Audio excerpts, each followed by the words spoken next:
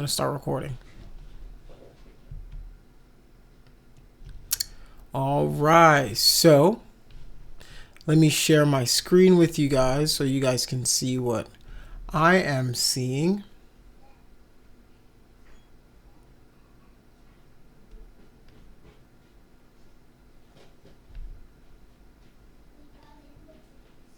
Okay, so you guys should be able to see my screen. So currently you're looking at Discord.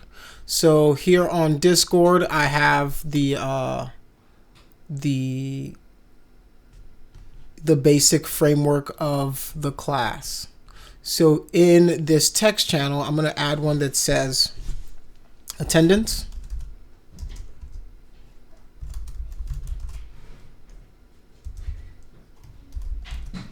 I can't spell for some reason. And every class period that you guys come in here, I want you guys to put your first name, last name, and then the date.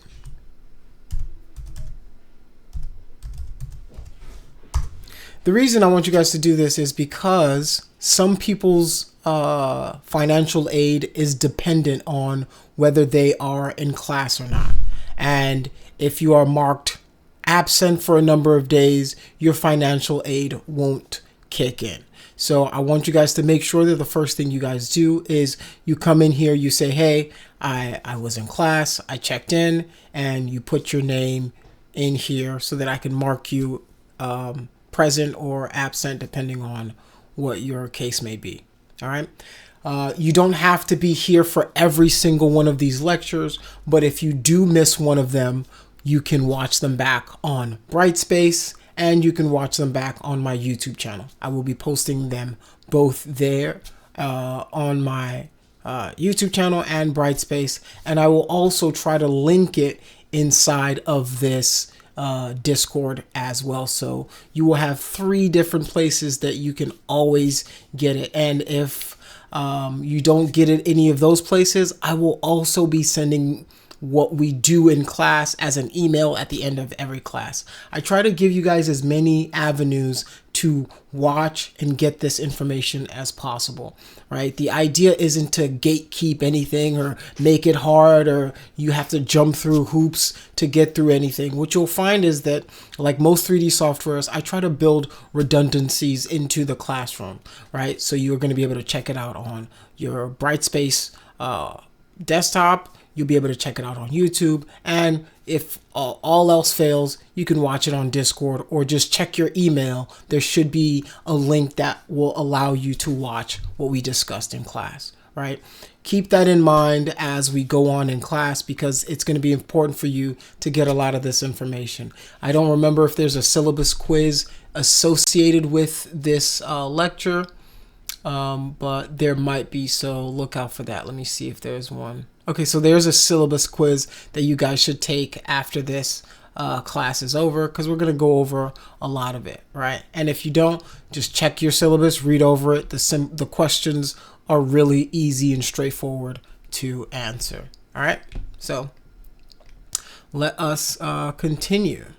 All right, so whenever you come in here, you will hopefully find your name. If I'm, if you don't see your name in here, definitely let me know. All right, definitely let me know if you don't see your name in this Discord channel. All right, so remember, you come in here, you can't see my screen.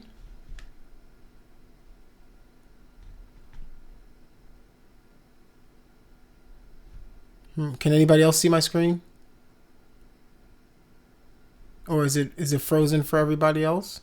I can. Oh, you can see it. Okay. It might be something on your end, Mac. Maybe your... Let's see. You guys should be able to see general. You guys should see the attendance, right? And then, can you see the Discord? Maybe you think I'm showing Discord right now.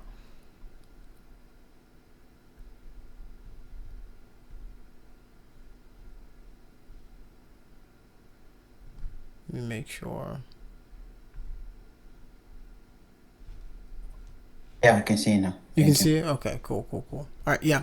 So on Discord, you should be able to see your class list here. This is where you're going to be posting a lot of your stuff for feedback. So as you're working on your assignments, your coins, your crates, your barrels, whatever it is that we're doing, you'll post it here, and you'll be able to get feedback from me. And if you're not getting feedback, well, that means you're not posting. So what I'm going to do every day is I'm going to come up here, I'm going to look through your threads, and I'm going to be able to give you guys feedback here and say, hey, this is looking good, this is looking bad, this is what you need to do to make it look better. All right, so let us all right, so here are the class rules for 3D modeling. They're the same for pretty much all my classes. Just be respectful and communicate. Treat each other with kindness and respect. Disagreements are natural, but keep conversations constructive and free from personal attacks. Like, this is a basic for pretty much everybody. Art sharing guidelines. Share your work proudly, provide constructive feedback, and appreciate the efforts of your peers. Use appropriate channels for different types of art. So if you have there's going to be a showcase, work in progress, I will add those threads as well. All right. And if you're offering any kind of critique, please be sure to make it constructive and considerate. Art is subjective, and diverse perspectives contribute to growth. All right. Also remember the content warning. If your art includes potentially sensitive content, add a content warning in the post or link description to ensure a comfortable environment for everyone. This is very important for people who are making like gestural figures or anything like that. Definitely put a content warning to make sure that it's not violating any of the rules of Discord or the classroom. All right. So keep it college friendly. This channel is for college students, right? So let's keep the discussions and content appropriate for an academic environment. All right. So also no self-promotion without approval. Definitely avoid excess self-promotion. If you're streaming on Twitch, we don't need to know if you're streaming. Like, there's time and place for everything, right? If you're going to be streaming your stuff on Twitch, or you're doing this on Twitch, or you're doing whatever you want, right? Like, this is obviously a specific thing. Like, we don't need to know that, right? You can have a channel with the homies and you can do that there. All right. No external content either, right? That's another thing. We're gonna have a separate channel for if you're working on stuff outside of class that's art related but not specific to 3D modeling and rendering. There's gonna be a channel for that as well. All right, so stay on topic. Keep conversations related to 3ds Max, whatever you're working on. Off-topic discussions can be taken to designated channel. All right, here's a big one for me. No plagiarism. Respect intellectual property rights. Do not share or claim someone else's work as your own, right? And the new thing that I've been adding to this is AI work, right? Like, this class is about you growing, right? AI isn't going to help you grow. Right, you can probably write the coolest prompts and make some cool stuff, but like, I've had students try to pass off AI work as their work. Trust me, I can tell.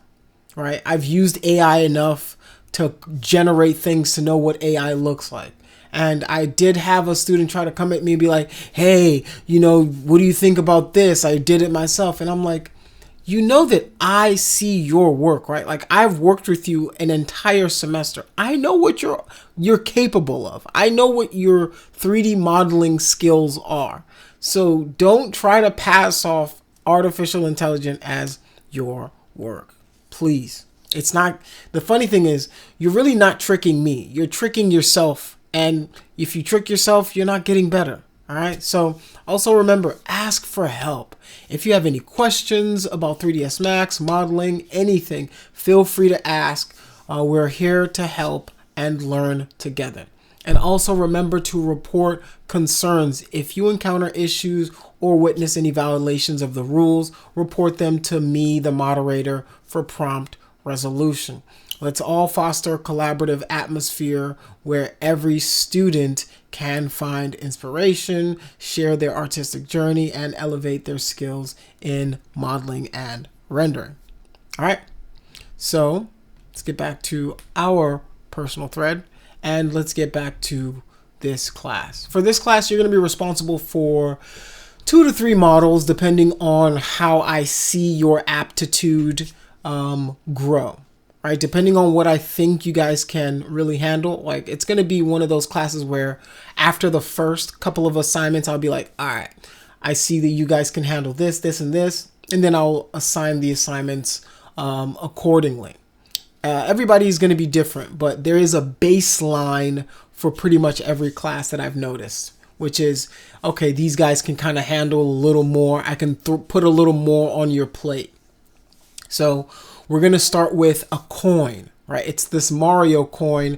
I've done this for a while now, and it's generally a very easy to pick up and do project. It's very easy to understand it. It's very easy to kind of give you guys the entire steps because there's just a lot when it comes to 3D modeling and rendering in general, right? So let me show you what it looks like. It's on my YouTube channel already, but obviously I will be going over it in the class.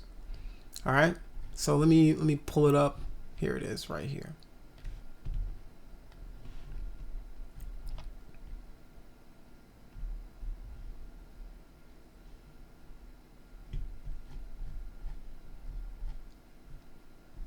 So here is the first part of the coin modeling right here. So I'm going to show you guys how to gather reference. Underscore. And then I'm going to show you how to implement the reference, and then we're going to build the coin together. We're going to build the high poly, the low poly, and then we're going to texture it, and then we're going to make the coin really pop, right? There's a few things about modeling to start with that I want you guys to start getting your head around. Depending on the model, depending on the outcome that you are aiming for, is going to determine your workflow. All right. So if you're modeling for movies, if you're modeling for advertising, if you're modeling for even 3D printing, there's different ways that you're going to go about it. There's different things and there's different rules to the game. All right. So when it comes to 3D modeling for, let's say, games, you're going to want to really think about the high poly process, the low poly process, the texturing process, and then presentation. This class is a 3D modeling for games specifically, but my job is to educate you on all the aspects of modeling, right? You need to know, all right, I'm making this for a video game that's going to be on PS5. I'm making this for a mobile game. I'm making this for, tablets. I'm making this for next gen. I'm making this for PC. They all have different requirements. And it's important for you guys to understand that framework and go, okay, so I need to keep this amount of poly count in mind. I need to keep in mind that this is the level of high poly. I need to keep in mind that this is going into Unreal Engine or this is going into Unity Engine, and that's the process that you're going to have to take into mind. So as we go through the class, yes, you're going to be modeling, yes, you're going to be texturing, yes, you're going to be doing all that, but the knowledge of what you need to do to get into these different engines is going to be what I'm going to try to impart on you as well. All right, I like to say it this way. It's going to be like I'm feeding you through a fire hose for the first 3, 4, 5 weeks. By the 6th week, you guys are going to start to feel a little more comfortable, right? It's going to be really, really hard at first because it's going to be onboarding a lot of information, right? The idea is that I'm going to be feeding you like it's coming through a fire hose, and then you're going to start to parse out the information that you need to make your work a lot better, right? I want you guys to be like a monkey with a hammer, just smashing away, right? Like that's what you're doing, just smashing away. You're hammering out these models. The only way you're going to do that is essentially trial by combat, trial by fire. I'm going to throw you off the ledge, and you guys are going to be set out there to kind of make this stuff happen. It's okay to fail. It's okay to stumble. It's okay to not be good at this at first. That's perfectly fine. What is not okay is not trying at all. You have to put in some effort, right? It's important for you guys to know that nobody is a finished product. I'm not a finished product. All right? It took me a long time. The first thing I ever made, I thought I was the bee's knees. Right? This which is a funny saying, like who was like, yo, bee's knees are the shit. Like I don't know who saw a bee's knee and was like, those things are cool. I digress. But like my first model, man, I thought, whoo.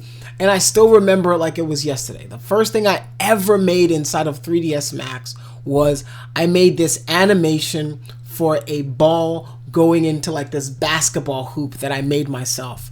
And I was so proud of it. I thought, man, I've peaked. I have actually peaked. Pixar, here, Disney, here I come, was my mind frame at the time. And then I actually went to school and I was like, oh my God, I'm the worst artist on the planet. Actually, I suck. And what you realize is there are so many amazing, talented people on this planet. And trust me, you're going to encounter them on a daily basis on the internet. And with the advent of Instagram and TikTok and all of these platforms, you realize there is a lot of skill out there.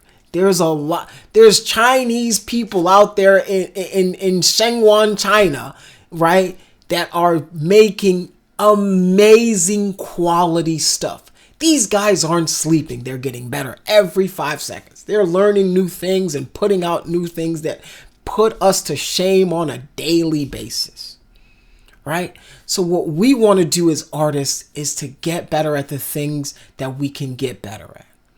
If this is your first modeling class, it might be imperative that you figure out, okay, I like doing this part of modeling. I enjoy doing these aspects. I'm okay at modeling. I'm okay at high poly. I'm okay at texturing. You know what I suck at? I suck at rigging. I suck at animating, right? So it's super important for you to learn what you're really good at, how you learn, but it's also extremely important for you guys to learn what you absolutely suck at. What if you ever had to do it for a job, you would be like, hell no, I do not want to do this as a job, right? Find where you are in there. Find where you fit into the program, right? There's a giant tapestry. Think of it like a giant puzzle. You just want to find where you fit in and then plug yourself into that and do that like it's nobody's business, right? AI is going to be an issue in the future for 3D modelers in the sense that there's a lot that AI can do, but there's also a lot that it cannot do. What it can't do right now that I see is make good, clean topology. So I'm going to try to teach you that as well. I'm going to try to teach you how to make efficient topology that is flowing, that the quads look right, the tris look right. When you bring it into your engine, depending on what you're working on, it's going to move accurately. All right. So these are the types of things that you're going to learn from this class. I hope I haven't scared you away yet, and I hope that you guys are going to be ready for this journey. It's going to be a long class. I'm going to throw a lot of information at you, right? But remember, this is a beginner course, right? This is a beginner course. There's a lot to learn, but it's still a beginner course. So don't be intimidated. Don't feel like you have to have all of the answers right now, because my job is to give you a lot of those answers. And what you're going to realize is the more you do independent study, the more you do work on your own time, the better you're going to be. I always implore that whoever you are, wherever you're starting from, whenever you open up a program, whenever you're learning new software, open up the program. Click on every button. This is one of the first things I did whenever I got into school, right? After I'd made my bouncing ball into the hoop and I thought I was amazing and I thought, Pixar wasn't ready for a talent like me. Well, I had to realize, maybe learn the software a little bit. Click every button. See what it does. Hover over it. It'll tell you, okay, what I do is I am select by name. I am rectangular selection tool. You might not know how to use it, but if you hover over it long enough, 3ds Max does this thing where it kind of shows you a little bit of tutorial, right? So for today's assignment, what you guys are going to do for me is you're going to open up 3ds Max. I don't know if you guys have access to your virtual desktop yet. If you don't, you should try to get access to it. I have a video that shows you how to do it in the tutorial section that I will be putting up. I'll give you a link to, hey, this is how you contact IT, and this is how you ask them to help you. All right. You want to familiarize yourself with 3ds Max. Hover over everything, click on different things, build a box, build a cone, build a sphere, right? In 3ds Max, whenever you're modeling, there's 1-step operations, 2-step operations, and 3-step operations when it comes to creating things. All right? So you want to just kind of click around, see what everything does. You've got your standard primitives, right? These drop downs, they drop down into more things. You just want to see what everything does, how to create things. A tube, right? 2-step operation, 3-step operation. That's a 3-step operation right there, just to create a tube. To create a plane, 1 step, you drop it and click. The text plus, you drop your text by clicking. Just practice just being in the software. The best thing you can do for yourself as an artist, as somebody who's learning, remember that this is a tool. Imagine yourself like you're Batman. This is just a tool in your belt. This is just part of your what does he call his belt? It's just a tool belt, right? You got your Batarang, you got your grappler, you got all these little things in here. Your job is to know how those things work. Look on your tool belt, see, hey, all right, my Batarang does this. Remember the scene in Spider-Man when Spider-Man's practicing how his web shooter works, right? And he's doing the thing. He's trying to, he's going Excelsior. He's figuring out what to say to make his. That's what you guys got to do, right? How does my super jump work? That's what you guys are trying to figure out. All right, if I click this, what does this do? If I hit this, what does this make me? I can make a container. I can make a dummy. I can make crowd sims. I can delegate. What am I delegating? Expose. So you want to click around, familiarize yourself with the tool, with the software. How do I move? How do I rotate? How do I zoom in and out? Right? These things are very important for you guys to start to learn. Learn how you learn. I'm one of those people. I'm what you would call a tactile learner. There's auditory learners, people who learn when they hear things. They're visual learners, people who learn by just watching. They can see you do something one time. I know how to do it already. Those people are freaking awesome. I'm a mix of a little bit of both, right? When I do it, when I see it, when I hear it, I have to go myself and then almost experience it myself and go, all right, so that's how you make that. Okay. Because sometimes people tell me something, it goes in one ear and out the other, right? And I'm like, ooh, what did that person say again? Right? For me, how it works for me is I have to go physically do it. It's probably not the best way to learn things, if I'm being honest, because you bump your head a lot, right? You put your hand in the fire. That's hot. Let me see that again. Ooh, it's really, really hot. Ooh, okay. Now I know what that thing does. That's fire. It's hot. It burns, right? That's the kind of learner I am. It takes me a while, right? It takes me a little bit to get up to speed. But once I understand something, I never forget it. That's because I've experienced it. Like I said, probably not the best way to learn things in life, if I'm being honest with you. Probably not the best. Because it means you're going to stumble a lot. You're going to fall a lot. But it's okay. It's part of the learning process for me. So you figure out how you learn. Do you learn by hearing? Do you learn by watching? Do you learn by doing? Are you a combination of a few of them? It's important for you guys to know this. This is a lifelong thing for you guys. You're going to be learning for the rest of your life. If you're not learning, you're probably dying, right? Keep learning. Keep expanding. Keep exploring. Click on every button. See what you're not going to break it. At the most, if you do something wrong, you can reset the entire you can reset all of 3ds Max. You can go up there, right? Go to your workspace, boom, reset everything back to the way it is. Right? Move things around, undock stuff, right? Open it up, see what it does. Import something, export stuff.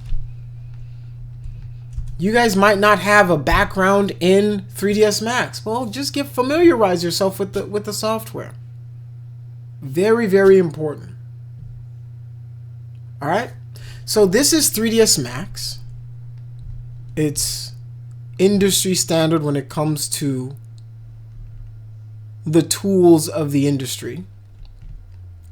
I'm just going to open up a scene that I worked on. I don't know what the scene is. I'll just show you some of the interface and stuff like that.